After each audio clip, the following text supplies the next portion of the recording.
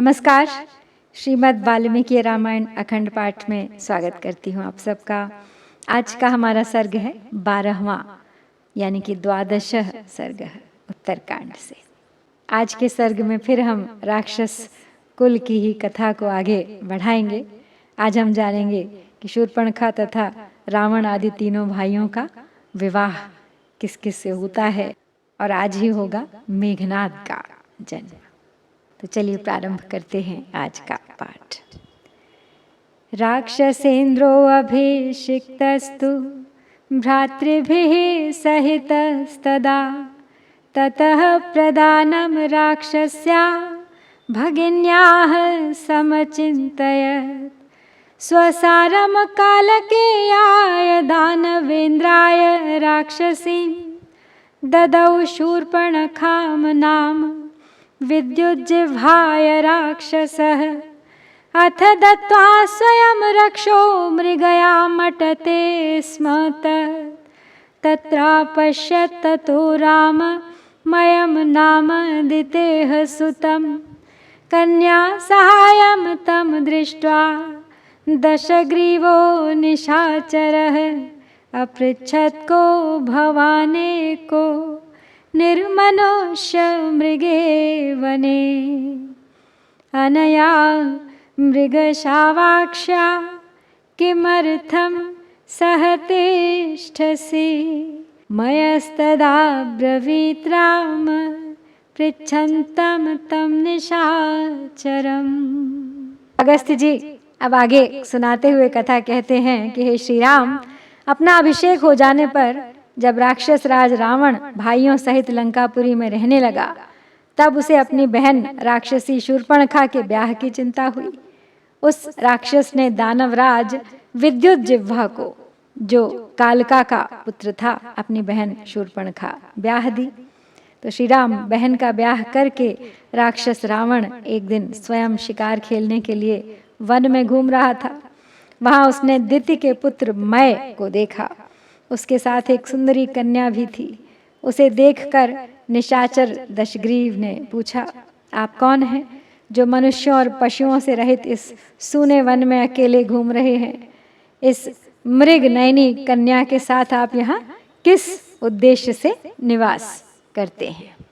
तो श्री राम इस प्रकार पूछने वाले उस निशाचर से मैं बोला, सुनो, मैं अपना सारा वृत्तांत तुम्हें यथार्थ रूप से बता रहा हूँ।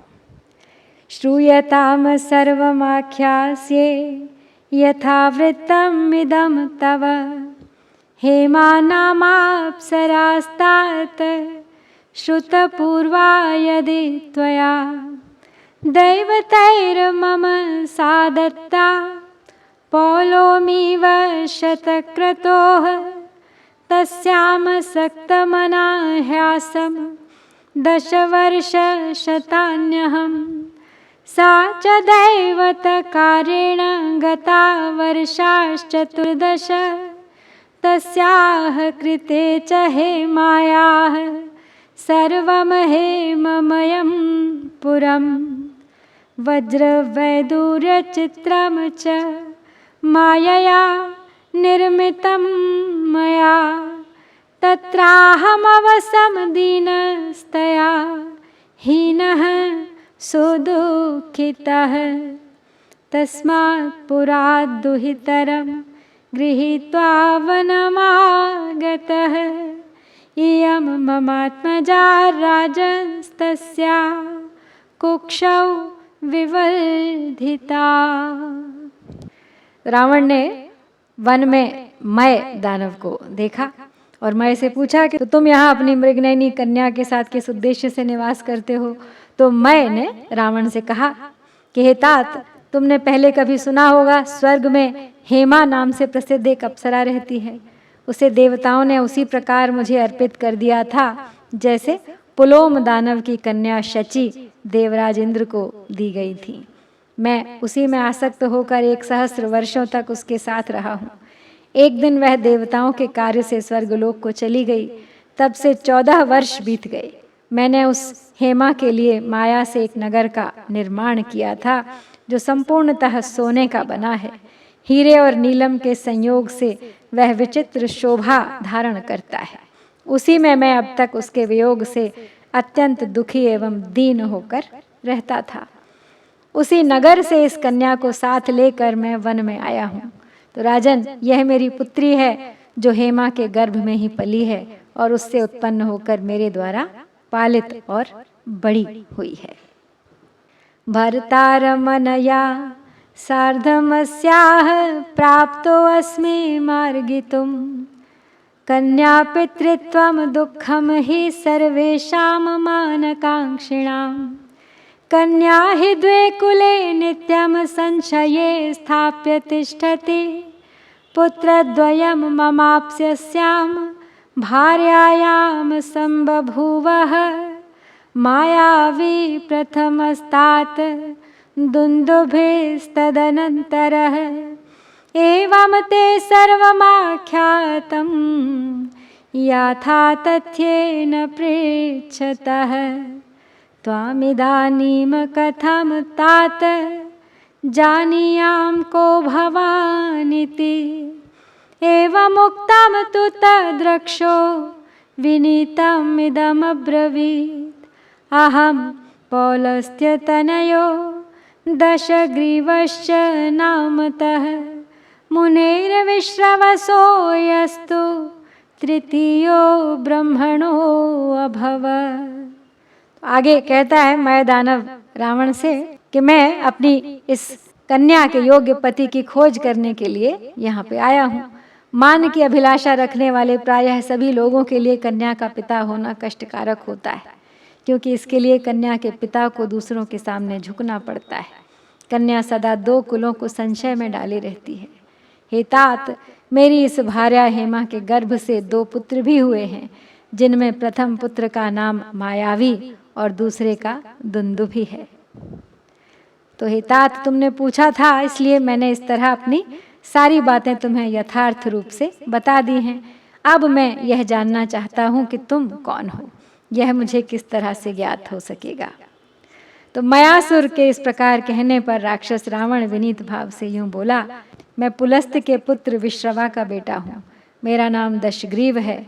मैं जिन विश्रवा मुनि से उत्पन्न हुआ हूँ वे ब्रह्मा जी से तीसरी पीढ़ी में पैदा हुए हैं।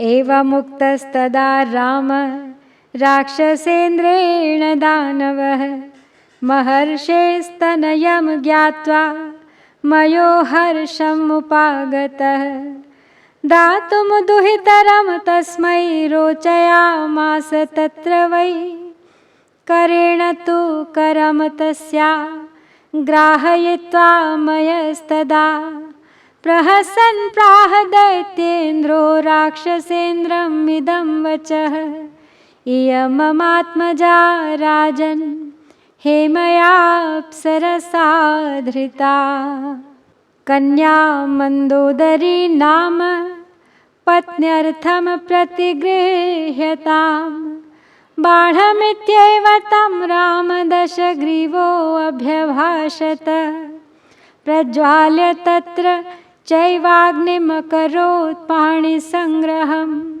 सहितस्य मयो राम शापाभिज्ञस्तपोधना विदित्वा तेन सा दत्ता तस्य पैतामहं कुलम् अमोघां तस्य शक्तिं च प्रददौ परमाद्भुतां परेण तपसा लब्धां जघनिवान् लक्ष्मणं यया एवं स कृत्वा दारान् वै लङ्काया ईश्वरः प्रभुः। तो ये श्री राम राक्षस राज के ऐसा कहने पर दानवमय महर्षि विश्रवा के उस पुत्र का परिचय पाकर बहुत प्रसन्न हुआ और उसके साथ वहाँ उसने अपने पुत्री का विवाह कर देने की इच्छा की। तो इसके बाद दैत्यराज मय अपनी बेटी का हाथ रावण के हाथ में देकर हंसता हुआ उस राक्षस राज से इस प्रकार बोला, राजन, यह मेरी बेटी है जिसे हेमा अप्सरा ने अपने गर्भ में धारण किया था। इसका नाम मंदोदरी है। इसे तुम अपनी पत्नी के रूप में स्वीकार करो। तो हे श्री राम, जब दशग्रीव ने बहुत अच्छा कहकर मयासुर की बात मान ली, फिर वहाँ उसने अग्नि को प्रज्वलित करके मंदोदरी का पाणी ग्रहण किया। तो रघुनंदन, यद्यपि तपोधन विश्रवा से रावण को जो क्रूर प्रकृति होने का शाप मिला था उसे मयासुर जानता था, तथापि रावण को ब्रह्मा जी के कुल का बालक समझकर उसने उसको अपनी कन्या दे दी। साथ ही उत्कृष्ट तपस्या से प्राप्त हुई एक परम अद्भुत अमोघ शक्ति भी प्रदान की, जिसके द्वारा रावण ने लक्ष्मण को घायल किया था।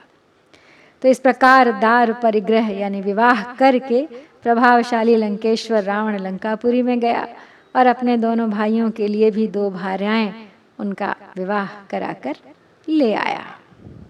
गत्वा तु नगरीं भार्ये भ्रातृभ्यां समुपाहर वैरोचनस्य दौहित्रीं वज्रज्वालेति नामतः तां भार्यां कुम्भकर्णस्य रावणः समकल्पयत् गन्धर्वराजस्य सुतां शैलूषस्य महात्मनः सरमां नाम धर्मज्ञां लेभे भार्यां विभीषणः तीरे तु सरसो वै तु संजज्ञे मानसस्य हि सरस्तदा मानसं तु ववृधे जलदागमे मात्रा तु तस्याः कन्यायाः स्नेहेनाक्रन्दितं वचः सरो मा वर्धयस्वेति ततः सा सरमा भवत् एवं ते कृतदारा वै रेमिरे तत्र राक्षसा। तो रावण का विवाह हो गया मंदोदरी से, मयासुर की पुत्री और विरोचन कुमार बलि की दौहित्री को, जिसका नाम वज्रज्वाला था, रावण ने कुंभकर्ण की पत्नी बनाया। गंधर्वराज महात्मा शैलूष की कन्या सरमा को, जो धर्म के तत्व को जानने वाली थी, विभीषण ने अपनी पत्नी के रूप में प्राप्त किया। वह मान सरोवर के तट पर उत्पन्न हुई थी। जब उसका जन्म हुआ था उस समय वर्षा ऋतु का आगमन होने से मान सरोवर बढ़ने लगा था। तब उस कन्या की माता ने पुत्री के स्नेह से करुण क्रंदन करते हुए उस सरोवर से कहा, सरो माँ वर्धयस्व, हे सरोवर तुम अपने जल को बढ़ने न दो। उसने घबराहट में सरह माँ ऐसा कहा था, इसलिए उस कन्या का नाम सरमा हो गया। तो इस प्रकार वे तीनों राक्षस विवाहित होकर अपनी अपनी स्त्रियों को साथ ले नंदन वन में विहार करने वाले गंधर्वों के समान लंका में सुखपूर्वक रमण करने लगे। स्वाम स्वाम भार्यामुपादाय गंधर्वायव नंदने ततो मंदोदरी पुत्रम मेघनादमजीजन सा एषा इन्द्रजिन्नामयुष्माभिरभिधीयते जातमात्रेण हि पुरा तेन रावण सूनुना रुदतासु महान्मुक्तो नादो जलधरोपमः चढ़ीकृता च सा लंका तस्य नादेन राघव पिता तस्या करोन्नाम मेघनाद इति स्वयं सोऽवर्धत तदा राम रावणान्तःपुरे शुभे रक्ष्यमाणो वरस्त्रीभिश्चन्नः काष्ठैरिवानलः माता पित्रोर्महार्हर्षं जनयन् रावणात्मजः। तब चारों का यानी तीनों भाइयों रावण, कुंभकर्ण, विभीषण और उनकी बहन चौथी शूर्पणखा, चारों का विवाह हो चुका है। तदनंतर कुछ काल के बाद मंदोदरी ने अपने पुत्र मेघनाद को जन्म दिया, जिसे सब इंद्रजीत के नाम से जानते हैं। पूर्व काल में उस रावण पुत्र ने पैदा होते ही रोते रोते मेघ के समान गंभीर नाद किया था। वही रघुनंदन उस मेघ तुल्य नाद से सारी लंका जड़वत स्तब्ध रह गई थी। इसलिए पिता रावण ने स्वयं ही उसका नाम मेघनाद रख दिया था। तो श्री राम उस समय वह रावण कुमार रावण के सुंदर अंतःपुर में माता पिता को महान हर्ष प्रदान करता हुआ श्रेष्ठ नारियों से सुरक्षित हो काष्ठ से आच्छादित हुई अग्नि के समान बढ़ने लगा। तो रावण लंका का अधिपति हो गया है, विवाह हो गया है उसका, और मेघनाद का जन्म भी हो गया है। और यहाँ पर हम श्री वाल्मीकि निर्मित आर्ष रामायण आदि काव्य के उत्तर कांड में 12वां सर्ग पूरा करते हैं। इत्यार्षे श्रीमद् रामायणे वाल्मीकिये आदि काव्ये उत्तर कांडे 12 सर्गः। ओम श्री सीतारामचंद्राभ्याम नमः।